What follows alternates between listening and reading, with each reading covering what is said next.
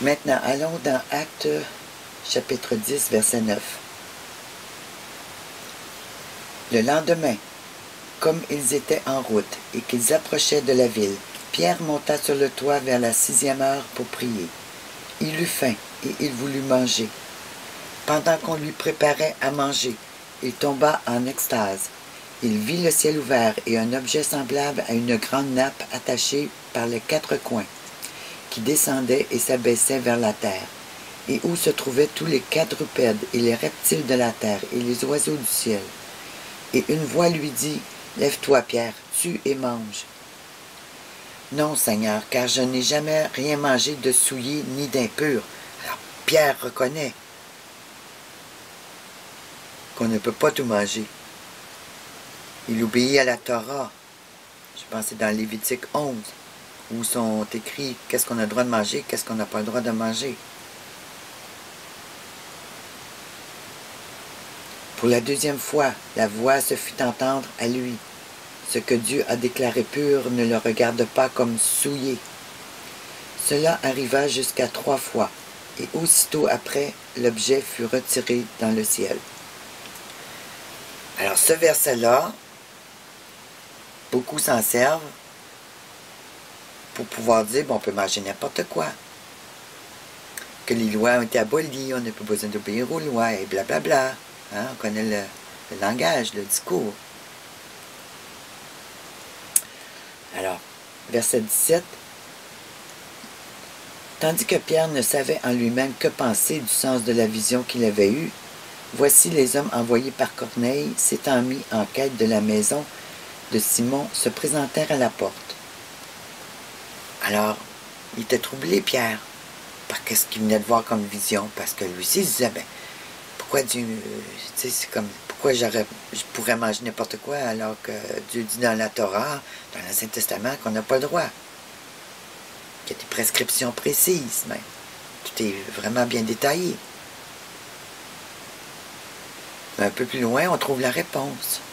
Si on va au verset, on va commencer au verset 24 pour se mettre dans le contexte. Ils arrivèrent à Césarée le jour suivant. Corneille les attendait et avait invité ses parents et ses amis intimes. Lorsque Pierre entra, Corneille, qui était allé au-devant de lui, tomba à ses pieds et se prosterna. Mais Pierre le releva en disant, « Lève-toi, moi aussi je suis un homme. » Et conversant avec lui, il entra et trouva beaucoup de personnes réunies. « Vous savez, leur dit-il, qu'il est défendu à un juif de se lier avec un étranger ou même d'entrer chez lui. » Elle est là, la réponse, là. Écoutez bien.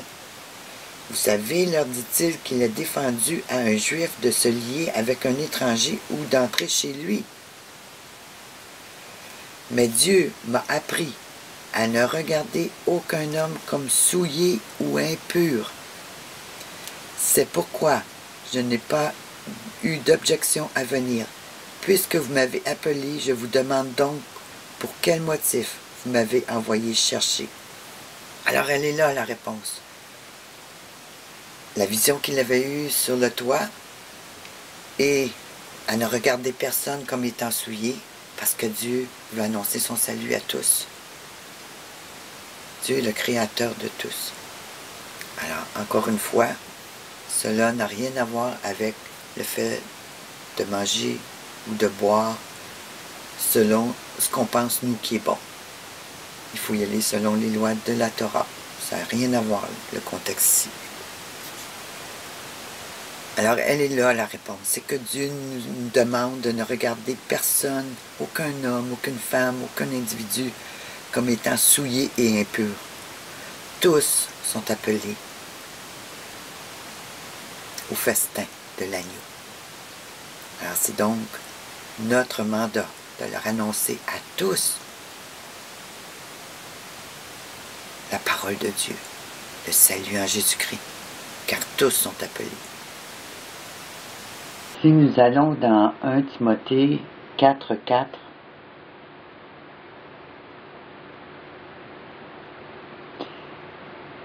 Paul nous dit Voici ce qu'on y lit.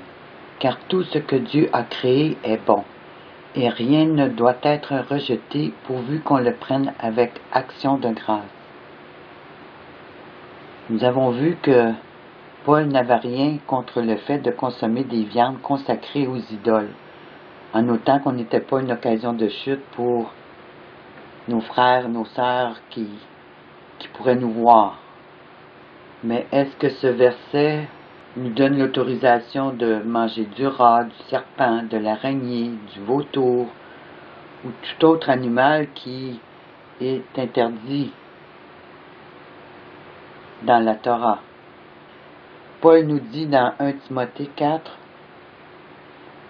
verset 1, « Mais l'Esprit dit expressément que dans les derniers temps, quelques-uns abandonneront la foi pour s'attacher à des esprits séducteurs et à des doctrines de démons, par l'hypocrisie de faux docteurs portant la marque de la flétrissure dans leur propre conscience.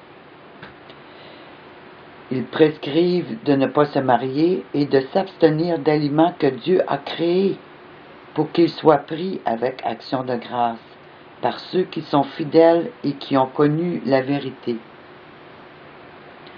Alors, voyez, encore là, on a un double langage. Ici, c'est conforme à ce que Dieu attend,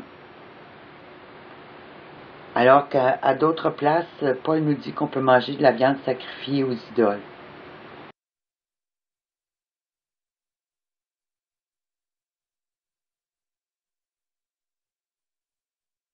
Alors, si nous laissons la Bible s'interpréter au lieu de chercher à l'interpréter nous-mêmes, ce passage est clair.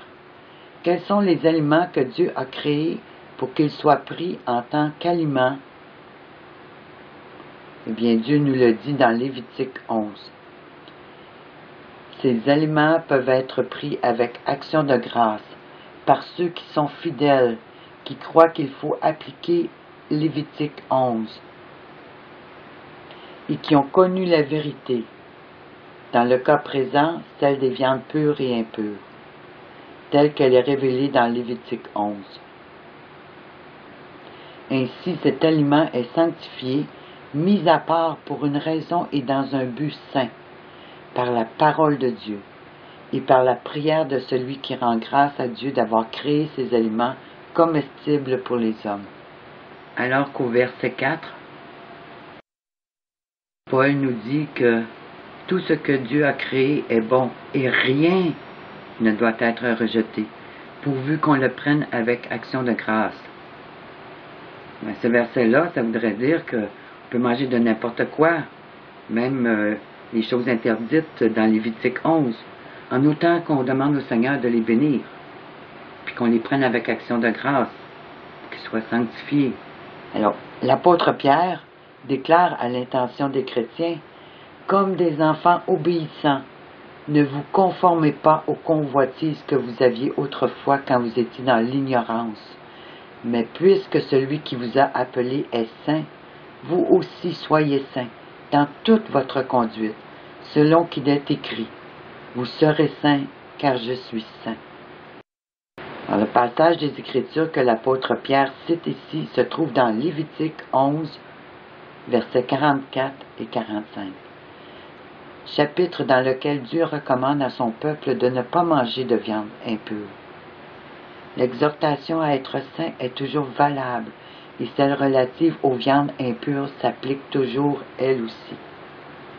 Alors la vision reçue sur le toit n'avait rien à voir avec le fait qu'on peut manger n'importe quoi.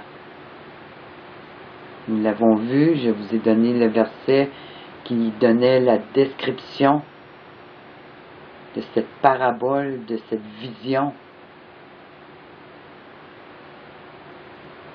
Et Pierre nous confirme un peu plus loin.